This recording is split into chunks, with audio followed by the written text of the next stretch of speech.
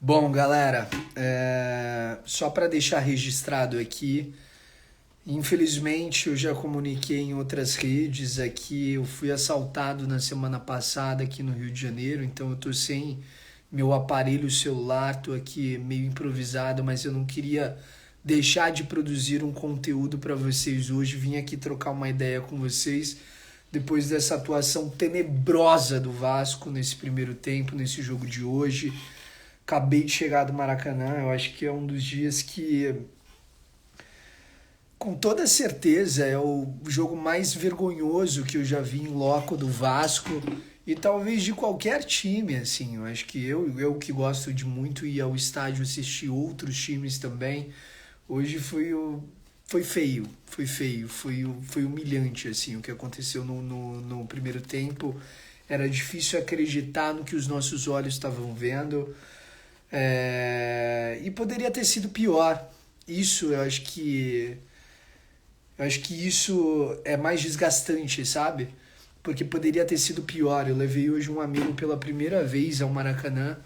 Ele foi conhecer o Maracanã e ele conheceu o Vasco na sua mais pura essência dos últimos anos, dos últimos meses aí, dos últimos anos, para não dizer décadas, né?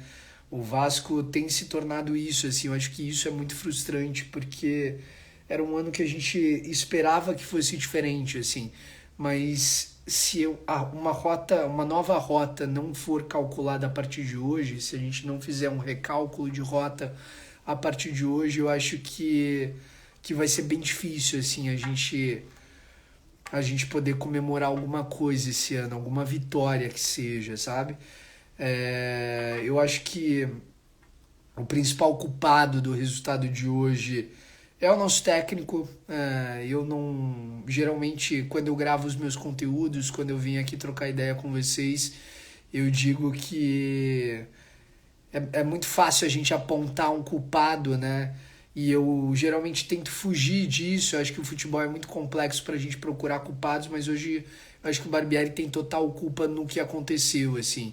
Porque o Barbieri é um cara que fez o que a torcida pedia. Ele entrou com três zagueiros, entrou Corediano. Eu acho que na teoria tudo isso é muito legal, muito interessante, mas no campo, na prática, não é o que a gente viu.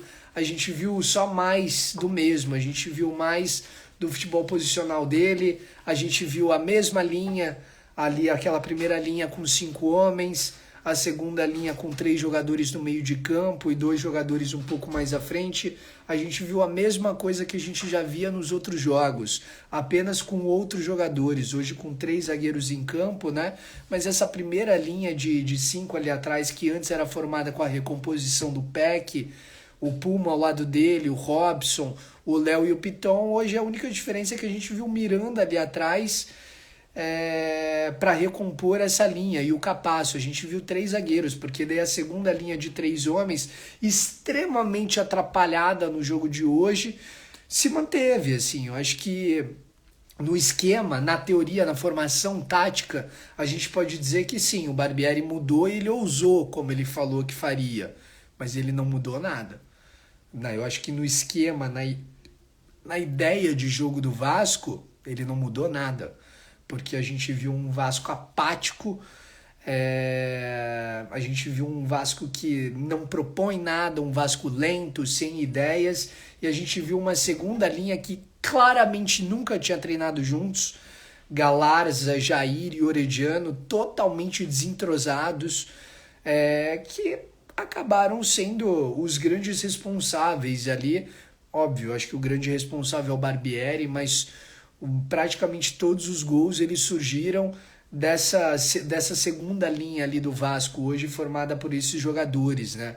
O primeiro gol, um golaço do Pulgar de fora da área, em que ele teve toda a liberdade para finalizar na frente da grande área, porque não existia um primeiro volante para combater isso ali. A gente falava, tira o Rodrigo, coloca o Jair de primeiro volante, mas hoje o Vasco não jogou com o primeiro volante.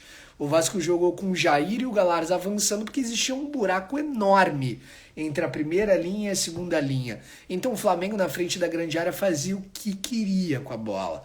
E a gente está falando de um time que tinha Gerson, que tem Thiago Maia, que tem Pulgar, que tem Arrascaeta, deixar esses caras livres para fazer o que eles quisessem ali no meio de campo era extremamente perigoso. E em outra jogada construída ali na frente da grande área e cruzada na área, surgiu o segundo gol do Flamengo, né? E depois o Flamengo só fez o que qualquer time que assiste um jogo do Vasco deveria fazer se quiser vencer o Vasco, que é jogar nas costas do nosso lateral direito, né? Pode ser o Puma, pode ser o Paulo Henrique, a gente vê uma fragilidade muito grande ali do nosso lateral direito. E a gente até via aí boatos na internet de que o Vasco estaria atrás do Gilberto, do Benfica. A galera falou, mas para que trazer lateral se a gente precisa de volante? Tem que trazer um lateral sim, porque a gente não pode mais jogar com um jogador que não sabe defender e que ofensivamente também tem sido nulo. O trabalho que o Puma fez no Carioca, ofensivamente, de atacar os espaços, de aparecer para finalizar pelo meio, de fazer o corredor, não existe mais. O Puma não faz mais nada disso. E as costas dele é uma avenida. O Gerson brincou nas costas dele hoje, rolou para Ayrton Lucas fazer o terceiro gol ali. Então eu acho que a gente precisa começar a pensar seriamente em trazer pelo menos 4 titulares aí para o nosso time nessa janela do meio de campo e, óbvio, trocar o nosso técnico, assim. Para a gente fazer uma análise um pouco mais complexa do que o Barbieri tentou fazer hoje, eu acho que ele tentou ser ousado sim. Ele colocou o Orediano, que é um jogador mais insinuante, ele deixou o Galarza e o Jair, que são jogadores um pouco mais, que são jogadores combativos, mas que jogam um pouco mais à frente. Eu acho que isso é ser ousado, mas isso é um deserto de ideias, assim. Eu acho que não adianta você ser ousado se você tem um time que não constrói. O meio de campo do Vasco não constrói, o meio de campo do Vasco não faz absolutamente nada. Todas as jogadas do Vasco é ficar rodando a bola entre essa linha de 5 ali de trás. Essa bola roda, ela gira. O Vasco inverte algumas bolas muito bonitas. Eu acho que é muito bonito a gente ver o Pumita virar o jogo para o Lucas Piton e de repente o Lucas Piton volta de novo essa virada de jogo para o Puma, mas a gente não constrói nada. A única coisa que a gente consegue fazer é jogar a bola na área para o Pedro Raul tentar cabecear. Hoje, o que me revoltou muito era a gente ver de novo o Léo cobrando um lateral na área, tentando achar o Pedro Raul, e a gente via que na área a gente tinha Alex Teixeira e Orediano tentando cabecear numa zaga que eles tinham Davi Luiz e o Fabrício Bruno defendendo, assim. Então, eu acho que é desesperador o vazio de ideias que acontece no Vasco, assim. Eu acho que quando a gente começa a analisar futebol, a gente diz que as estratégias, os esquemas de jogo é como uma estratégia de guerra, né? E hoje o Vasco acabou derrubado já com 10 minutos de jogo, como tem sido a temporada inteira, assim. Lá no dia 13 de janeiro, quando a gente enfrentou o River Plate, a gente falou que os primeiros 10 minutos do Vasco contra o River Plate foram muito intensos, foram muito bons. Os primeiros 10 minutos do Vasco foram bons em todos os jogos que o Vasco fez nessa temporada, mas o Vasco não construiu nada com esses 10 minutos. Os únicos 10 minutos produtivos na temporada do Vasco foram aqueles contra o Atlético Mineiro, que depois a gente conseguiu manter ali com a zaga ali atrás, porque a nossa zaga, ela era interessante. Ela era interessante, mas deixou de ser porque a gente começou a se acovardar. Eu mesmo vim aqui no início do Brasileiro, eu falei, eu acho que a gente defender contra Palmeiras e contra o Atlético Mineiro não é a gente se acovardar. Mas hoje o que a gente viu no Maracanã é um time extremamente covarde. É um time que tem medo de ter a bola, quando tem a bola não constrói absolutamente nada, troca apenas passes fáceis por medo de errar.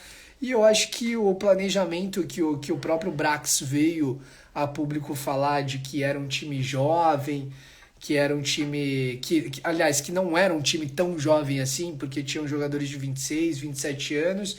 Acho que eu concordo com você, Brax, nesse sentido, assim. Mas é um time que sente a pressão. É um time que se acovarda. E eu acho que o técnico ele acaba motivando ainda mais isso. O psicológico do Vasco está completamente abalado. E eu acho que a única coisa que a gente pode fazer é uma mudança drástica, assim. Se existe um momento para recalcular a rota para a temporada, é agora. Porque senão a gente vai ter que disputar uma Série B no ano que vem. E eu acho que vai ser bem mais complicado, assim, porque as promessas eram de que a gente veria um Vasco competitivo. Acho que o Vasco já foi competitivo nessa temporada. Hoje o Vasco não é nem um pouco competitivo. Eu acho que as promessas também eram de que a gente não iria sofrer, né? E eu acho isso muito curioso, porque falando de competitividade, de não sofrer, se a gente entrar lá no SofaScore agora e analisar os dados do jogo, talvez o Vasco tenha finalizado mais que o Flamengo no jogo. Talvez o Vasco tenha tido o mesmo número, eu acho que o Vasco teve até os 30 do segundo tempo, o mesmo número de posse de bola do Flamengo. Se a gente olhar o mapa de calor do jogo ali, que em expectativa de gols, o Vasco lidera tudo isso, mas não adianta. Porque a gente tomou 4 de São Paulo, tomamos 4 do Flamengo hoje, que poderia ter sido 6. Escutei até um torcedor falar lá no estádio que lembra muito o Brasil, né? Eu acho que lembra muito o que aconteceu no 7-1. Era inacreditável o que eu tava vendo, assim. Aquela bola do Arrascaeta no travessão ali, eu já vi que a merda tava feita. Então acho que é desesperador a gente acompanhar tudo isso que tem acontecido em um ano de muitas promessas, né? E eu acho que para pelo menos uma dessas promessas serem cumpridas, muita coisa precisa mudar. E eu acho que a única forma de a gente conseguir mudar isso é a gente agindo nesse momento. A gente começando a recalcular essa rota, primeiro trocando de técnico, assim. Eu acho que o Barbieri tentou. Ele tentou de fato, assim. Mas ele tentou e errou em todas as últimas vezes que ele tentou. Talvez o último acerto do Barbieri tenha sido naquele jogo contra o Resende, lá no Carioca. E eu acho que isso já faz pelo menos 3 meses, assim, que o nosso técnico tem caído de rendimento. Eu acho que, como eu falei, ali contra o Atlético Mineiro e contra o Palmeiras, a gente até tentou ser um pouco mais competitivo, mas o time se perdeu completamente, assim, porque você entregar a bola para o adversário quando você faz contratações para um time ser propositivo, para mim não faz o menor sentido. Você contrata o Léo que tem uma boa saída de bola, mas a sua estratégia de jogo é defender. Você contrata o Piton, que é um jogador muito ofensivo, o Puma, que foi o jogador que mais cruzou na última temporada da Libertadores, mas a sua estratégia é defender. Então, para mim, não faz o menor sentido. Você traz o Léo Jardim porque é um goleiro que sabe jogar com a bola nos pés, mas é um goleiro que sempre precisa optar pelo chutão para frente. Você tem o Jair, que é um volante que tem uma boa saída de bola, mas a opção que você tem é passar a bola pro Galarza, que é um jogador que, cara, é muito brigador, assim, mas ele não deu certo no Curitiba no passado. Então, eu acho que isso já é uma grande resposta, assim. Eu acho que é bem preocupante o que está acontecendo. Eu acho que o time tem entregado muito menos do que pode, do que já entregou nessa temporada. E eu acho que as coisas, o fato de tudo isso estar acontecendo está bem na nossa cara. A gente só precisa entender os sinais, né, dessa obviedade, para não dizer um fora Barbieri gritando aqui. E a gente recalcular essa rota enquanto a gente ainda está na 9ª rodada. E a gente vai enfrentar os nossos adversários diretos em breve, né? Porque o nosso campeonato, para quem, assim como eu, achei que seria contra um São Paulo, um Inter ali na metade de tabela, o nosso campeonato tem se desenhado para ser um campeonato contra um Goiás, um Curitiba, um Cuiabá. E, como eu falei antes, é frustrante. É frustrante, mas se a gente não recalcular a rota agora, nosso campeonato não vai ser nem contra essa galera. O nosso campeonato vai ser contra a gente mesmo para não sofrer mais humilhações como foi hoje. Porque eu já acompanhei muita coisa ruim do Vasco, mas o primeiro tempo de hoje é difícil, assim. Quando eu tava, inclusive, saindo do Maracanã, um funcionário do Flamengo passou por mim, eu escutei ele numa conversa falando assim, cara, ficou feio pro Vasco, mas poderia ter sido muito pior. E não tem como discordar. Não tem como discordar. Eu acho que isso que é frustrante, sabe? Porque é real. Ficou feio pra gente, poderia ter sido muito pior. Porque o Flamengo abriu mão de jogar o segundo tempo. Se eles tivessem mantido a intensidade do primeiro tempo, o nosso time não ia ter psicológico para segurar pelo menos de 7 gols. Então a gente começa a ficar bem preocupado aí com a decisão até de talvez manter o Barbieri. Dizem que talvez mantenham ele até o Curitiba e o Cuiabá, aliás, o jogo contra o Goiás e o Cuiabá, mas eu acho que hoje ficou claro que chegou ao fim, né? Chegou ao fim, porque mesmo mexendo as peças, as ideias são as mesmas. E muitas das ideias, elas inexistem. Então, acho que a gente tem uma grande resposta aí, a gente está tendo uma possibilidade. Então, a gente não pode perder essa oportunidade. Vou acompanhar aqui o chat de vocês um pouco aqui. O negócio é que parece que tá todo mundo omisso lá, não tem intenção de recalcular. Cara, eu acho que tem intenção de recalcular, assim. Mas é porque as decisões, elas são muito complexas no futebol. Eu acho que o futebol é muito complexo, né? E a gente tomar uma decisão é muito complicado, ainda mais depois de o nosso diretor de futebol ter vindo dar uma entrevista na última semana falando que tinha confiança total no nosso técnico e no primeiro tempo que ele faz, depois disso, ele toma 4 gols num clássico importantíssimo pra gente, assim. Então, acho que é muita coisa, assim. O que fazemos se o Barbieri ficar? Eu que te pergunto, o que fazemos se o Barbieri ficar? Time sem criatividade total, concordo. Deixa eu descer aqui embaixo. Você acha que a torcida aceitaria o Cuca? Cara, a torcida, eu acho que não. E eu também não. O trabalho do Paulo Brax é horroroso. Cara, mas de verdade, eu acho que existem. Eu acho que o nosso time era para estar rendendo melhor com essas peças. Se a gente comparar o nosso time com vários outros times do Campeonato Brasileiro, a gente está jogando um futebol muito abaixo. Cara, a gente está jogando com todo o respeito do mundo ao Goiás, ao Curitiba, ao Cuiabá, mas a gente está jogando muito abaixo deles. E a gente tem jogadores para jogar muito mais do que a gente tem desempenhado. Por isso eu acho que o Barbieri ele tentou. Ele tentou mudança tática, ele tentou alterar algumas coisas, mas ele não abriu mão de algumas ideias de jogo dele. E isso culminou numa nulidade, sei lá, nem conheço essa palavra, tô inventando aqui, de ideias do Vasco, entendeu? Então, eu acho que a mudança de rota é o único caminho aqui. Deixa eu ver outro aqui. Você tá vendo o que tá acontecendo agora em São Januário? Cara, não, porque eu tô em live aqui, acabei de chegar em casa do Maracanã, não sei o que tá acontecendo, mas já vou dar uma olhadinha.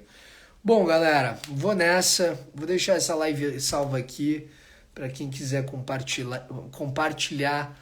Vou subir ela também no TikTok. Tem uma livezinha lá no YouTube também. Talvez eu suba essa aqui lá também.